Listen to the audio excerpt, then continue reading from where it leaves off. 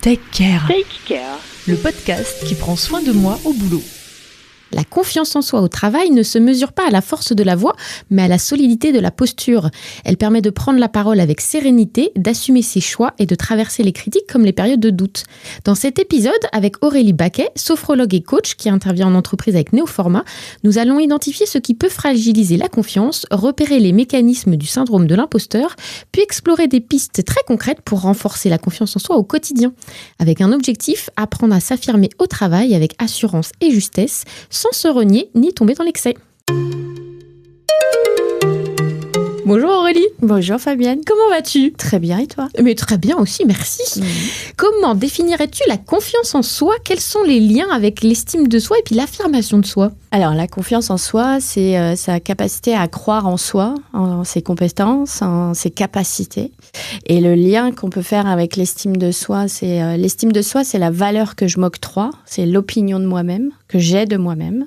Et l'affirmation de soi, c'est la capacité à respecter ma valeur et mes capacités au quotidien, dans mes relations, dans mes interactions ou dans mes décisions aussi. Alors dit comme ça paraît très simple, mais au quotidien, ce n'est pas si facile que ça. J'imagine. Quels sont les obstacles possibles au développement de la confiance en soi ? On peut avoir tout à fait des doutes de soi. On peut avoir aussi, par exemple, des expériences qui peuvent nous mettre un peu mal ou en doute. On peut aussi avoir une personnalité qui est en manque de confiance en soi. Peut-être qu'on ne nous a pas appris aussi à avoir confiance en soi. On peut développer, par exemple, le fameux syndrome de l'imposteur. Et le syndrome de l'imposteur, c'est douter de soi, c'est avoir ce delta entre la perception que j'ai de moi-même et celle que ont les autres de moi. Mais heureusement, la bonne nouvelle, c'est que ça se travaille. Avant d'en venir aux solutions, quels sont les signes justement de ce syndrome de l'imposteur ? Qu'est-ce qui doit nous interpeller ?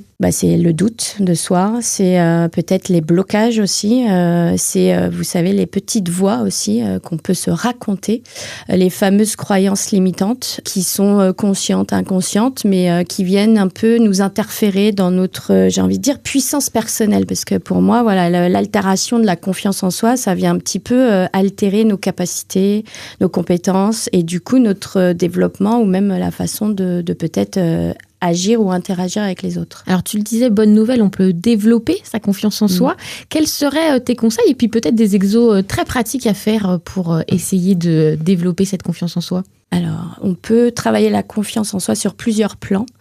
Moi, dans mes activités que je pratique ou que je délivre, notamment dans mes interventions, c'est à la fois corporel, physique donc et mental. C'est-à-dire qu'on peut adresser la confiance en soi à travers un travail postural, c'est-à-dire que si par exemple je me présente un futur recruteur, on sait bien que le postural ou le non-verbal va être important. Donc pourquoi pas aussi s'entraîner à avoir la bonne posture qui va me mettre moi à l'aise en fait, parce que être en confiance, c'est aussi être dans une certaine aisance, dans les meilleures conditions qui sont à la fois physiques, mentale et émotionnelle pour donner le meilleur de moi-même.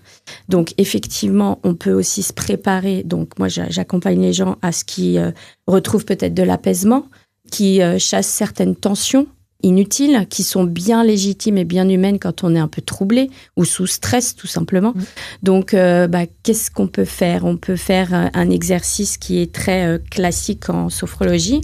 Ça va être par exemple, vous prenez une grande inspiration, alors vous aurez attention à votre inspire, on bloque la respiration, puis on vient contracter tous les muscles de son corps, de la tête jusqu'aux pieds, on serre les poings, on serre les pieds, on serre tout le corps et à l'expire, on souffle, on relâche.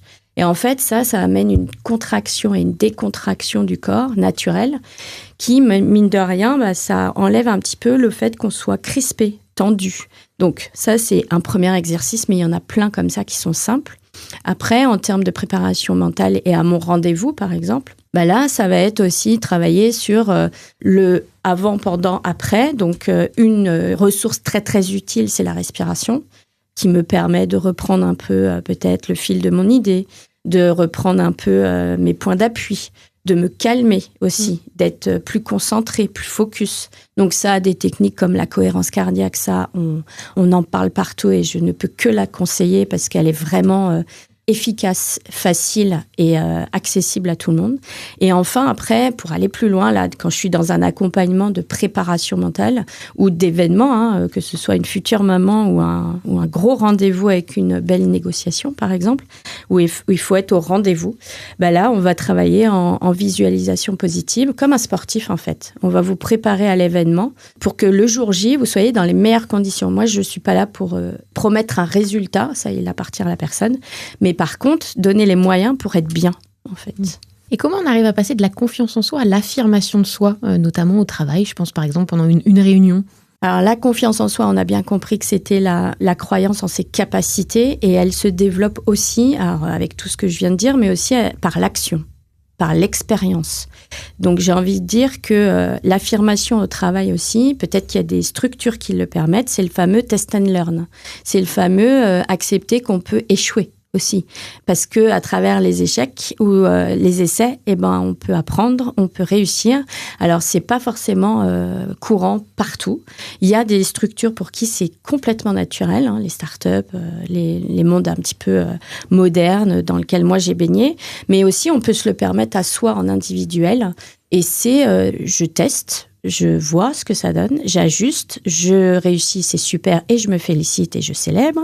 Mais si je réussis pas, c'est pas grave. En fait, j'apprends, en fait. Et ça, c'est source d'affirmation, déjà au niveau individuel. Après, on peut le faire en collectif. Et s'affirmer au travail, c'est tout ce qui est assertivité aussi. Alors, l'assertivité, c'est tout assert en anglais, qui est s'affirmer.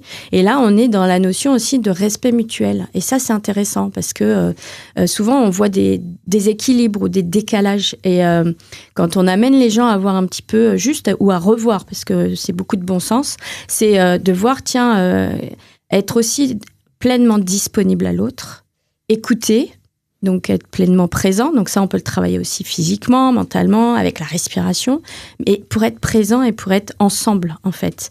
Et à l'écoute, c'est-à-dire m'écouter moi, quel est mon besoin ou comment je me sens. Si j'ai un état interne qui me stresse, je vais le gérer en même temps, et c'est possible, même si là, ça paraît un petit peu beaucoup. Mais aussi, c'est écouter l'autre. Et du coup, ça ramène du dialogue, ça ramène beaucoup de vertus, en fait, et des relations plus positives, plus constructives, j'ai envie de dire. Est-ce que c'est l'assertivité, justement, qui permet de ne pas tomber dans l'excès inverse de trop de confiance, entre guillemets, ou en tout cas trop d'affirmation de soi et peut-être en niant un petit peu l'autre? L'excès de confiance en soi, effectivement, souvent on dit il a un ego surdimensionné, il a la tête comme ça, voilà. Mais il faut pas confondre ego et orgueil. L'ego est bon à la base. Moi, j'amène des gens à redevenir un petit peu égoïstes, c'est-à-dire prendre soin de soi. Après, l'orgueil, c'est avec une intention qu'on connaît qui est plutôt négative. Et ça, plus on est aussi disponible, j'ai envie de dire, et plus on est aussi à l'écoute des signaux qui vont nous permettre de voir, tiens, c'est bienveillant ou c'est malveillant. Et se faire confiance, en fait. Parce que souvent, on cherche. Et l'excès, moi, je connais pas beaucoup de gens en excès, mais je connais des gens qui sont beaucoup plus dans l'excès inverse, c'est-à-dire l'humilité excessive. Donc, un manque de confiance en soi, ça peut venir d'une humilité, alors qu'il y a des talents et des pépites vraiment qui méritent de jaillir et d'être reconnus et même de se reconnaître elles. Après, c'est de toute façon les expériences où l'autre va vous montrer quand c'est un petit peu outrancier ou en décalage, quoi. On traverse aussi parfois des épreuves, alors que ce soit un licenciement ou un burn-out, qui peuvent miner la confiance en soi. Qu'est-ce qu'on peut faire pour la retrouver alors? Là, il y a plusieurs choses, effectivement, parce que ces événements-là, ça déstabilise. Ça déstabilise, même l'homme ou la femme la plus confiante peut se retrouver à être déstabilisé, et c'est bien normal. Déjà, l'accueillir. Se dire que on est tous à la même enseigne et que ça peut arriver. J'entends beaucoup dire mais non, c'est une marque de faiblesse ou ça être vulnérable. J'ai pas appris aussi. Il y en a, ils ont pas appris à montrer leur faiblesse et peut-être bien s'entourer pour justement un peu déposer cette vulnérabilité qui peut être aussi source de positif après. Éviter d'aller trop vite. Il faut prendre le temps, en fait, prendre le temps de se restaurer, de se rétablir, d'accepter aussi. Il y a des phases. Alors là, on travaille main dans la main avec des médicaux, des paramédicaux, enfin des professions qui ont l'habitude. Et oser en parler aussi. parce que mine de rien, ça évite de garder une charge émotionnelle en soi qui va déjà nous peser, mais aussi va rejaillir dans notre écosystème, donc au niveau relationnel. On va pas se sentir bien. Puis après, petit à petit, avec confiance, toujours en face de personnes en qui j'ai confiance, par exemple, me confier, puis voir, il y a des accompagnements pluridisciplinaires qui sont très, très bien. Et moi, je fais partie de ça. Et c'est vrai qu'on va adresser à la fois au niveau médical, au niveau médical, postural, la sophrologie. On peut aussi avoir un accompagnement diététique, nutritionniste. On peut avoir aussi le psy, parce que c'est important, parce que ces moments-là, ça perturbe en fait. C'est que là, on a reçu, et après ça dépend de l'événement, mais l'épreuve, il faut peut-être lui faire une petite place pour penser un petit peu ce qui est touché, ce qui est vulnérabilisé, pour après se renforcer, parce que la bonne nouvelle aussi, quand c'est possible, c'est que la confiance revient. Par exemple, quand je dis accueillir, c'est qu'au début, c'est peut-être accepter que ça nous fatigue, que ça nous mette un petit peu KO. Et de quoi j'ai besoin, moi je dis souvent, c'est comment je me sens, de quoi j'ai besoin, qu'est-ce que je peux mettre en place. Si j'y arrive pas tout seul, se faire accompagner. En parler autour de soi. Si vous voyez aussi quelqu'un qui va pas bien, peut-être juste une petite attention. Et puis revenir à une relation humain à humain et qui va faire du bien. Et enfin, j'aime bien terminer ce podcast avec un défi lancé à nos auditeurs. Alors, qu'est-ce que tu aurais envie de leur proposer pour booster leur confiance en eux cette semaine ? Pour booster sa confiance en soi, déjà, là, comme on est dans la période du calendrier de l'Avent, moi, ça va être une période où je vais faire le bilan de l'année. Et peut-être ceux qui n'ont pas l'habitude ou ceux qui ont l'habitude, c'est prendre un temps chaque jour sous la forme de 3 kiffs ou autre de notre chère Florence Servan-Schreiber. Ou sinon, juste prendre le temps de voir vos succès de l'année. Voilà, moi, en coaching, on est aussi dans... je pars du principe qu'une personne ne part jamais de zéro. Donc, c'est peut-être prendre ce temps-là d'hiver pour juste un petit retour à soi et voir concrètement qu'est-ce que vous avez réalisé de positif, de bien, de beau, de bon pour vous, là, cette année. Et puis, vous pouvez le nourrir tous les jours, par exemple, parce que, ou sinon, vous le faites. Et soyez créatifs. Peut-être aussi s'offrir le moment d'être, sortir, je sais pas, mais sortir un peu du cadre et se dire, tiens, je prends un moment pour moi. Je sais que c'est compliqué pour beaucoup. Et juste se poser et puis faire cette rétrospective. Regarder un peu dans le rétroviseur pour voir tout ce qu'on a réalisé et tout ce dont on est capable. Et vous allez voir comment on se sent après. Et à vos crayons, comme ça, on va démarrer 2026 sur les chapeaux de roue. Voilà, exactement. Pourquoi pas. Merci Aurélie. Merci Fabienne, avec plaisir. Bonne journée, à bientôt. Bonne journée. Take Care.